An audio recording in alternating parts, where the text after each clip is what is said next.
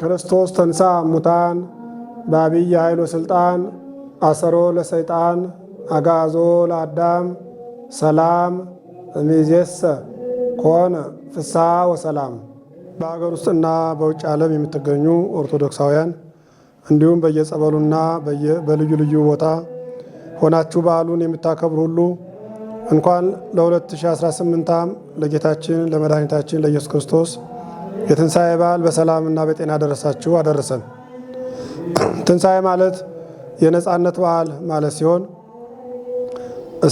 እስራኤላውያን ዘሥጋ ነጻነት ያገኙበት በዓል በመሆኑ እና በአዲስ ኪዳንም ጌታችን አምላካችን መድኃኒታችን ኢየሱስ ክርስቶስ የሰው ልጅ በበደለው በደል እርሱ ሞቶ እኛን ያዳነበት እና የዕዳ ደብዳቤያችንን ለመሰረዝና ለመደምሰስ በቀራንዮ አደባባይ በዕለተ ዓርብ በመስቀል ላይ ሥጋውን ቆርሶ ደሙን አፍሶ ሞቶ ተቀብሮ በሦስተኛው ቀን መቃብር ክፈቱልኝ መግነዝ ፍቱልኝ ሳይል በመለኮታዊ ሥልጣኑ ተነስቶ እኛን ያዳነበት ታላቅ ዕለት ነው።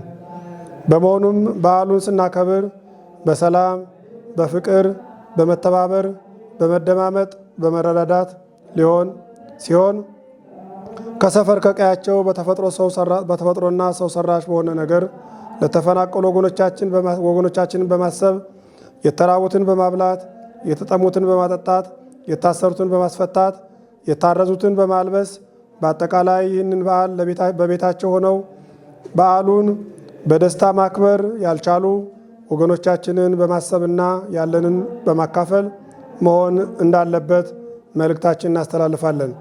በመጨረሻም እስራኤል ዘነፍስ የምንሆን እኛም ክርስቲያኖች በእመቤታችን ቃል ኪዳን በመታመን በሀገራችን ላይና በቅዱስ ቤተክርስቲያናችን ላይ የተቃጣውንና እየደረሰ ያለውን መከራ የትንሣኤው ባለቤት መድኃኒታችን ኢየሱስ ክርስቶስ በቸርነቱ ያርቅልን ዘንድ ለሀገራችን ሰላም ለሕዝባችን ፍቅርና አንድነትን ያድልልን እያልኩ በዓሉ የሰላም የአንድነት የፍቅር የመተሳሰብና የአብሮነት እንዲሆንልን ለመላው ሕዝባችን ምኞታችንን እንገልጻለን።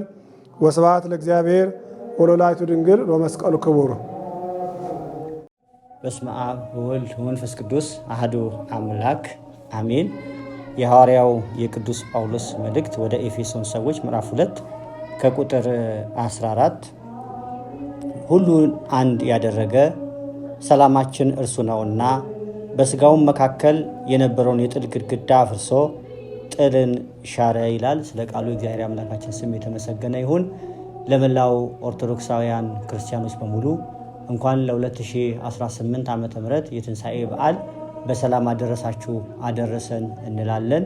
በዓሉን የሰላም የጤና የምህረት የቸርነት እንዲያደርግልንም እንመኛለን።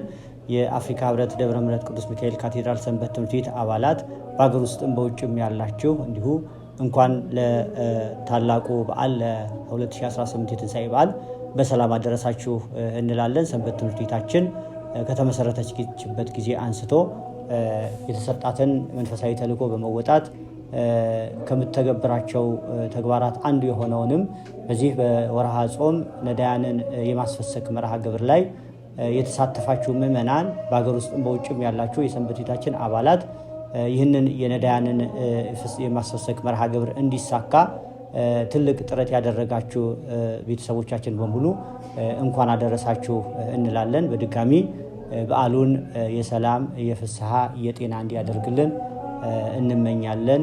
መልካም በዓል።